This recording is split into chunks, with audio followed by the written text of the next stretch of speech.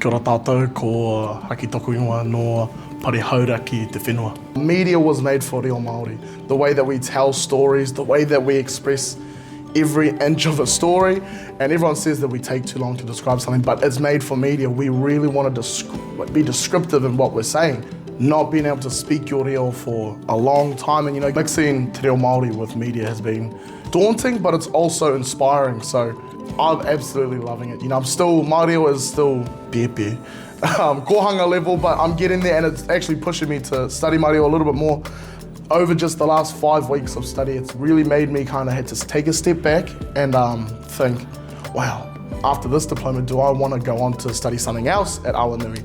Everything with Awanui Arangi is just on the next level.